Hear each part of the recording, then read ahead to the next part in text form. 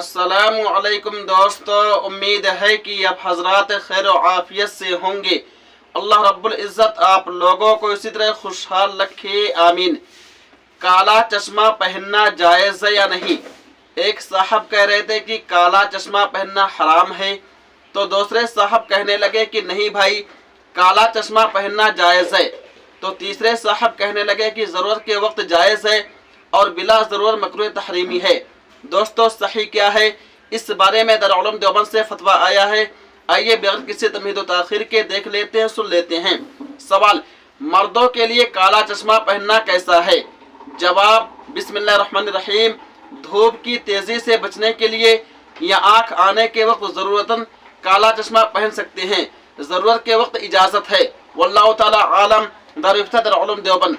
उम्मीद है कि आप हज़रात मुकम्मल वीडियो देख लिए होंगे और एशिया की अजीम दीनी व इल्मी मरकज़ दारुल उलूम देवबंद का फतवा सुन लिए होंगे और देख भी लिए होंगे, और आप लोगों को मालूम हो गया होगा, पता चल गया होगा कि मर्दों के लिए काला चश्मा पहनना जायज़ है या नहीं। दोस्तों, अगर आपको वीडियो अच्छी लगी हो तो वीडियो को लाइक कीजिए। चैनल पे न्यू हैं तो हमारे चैनल फतवा देवबंद 786 को जरूर सब्सक्राइब कर लीजिए।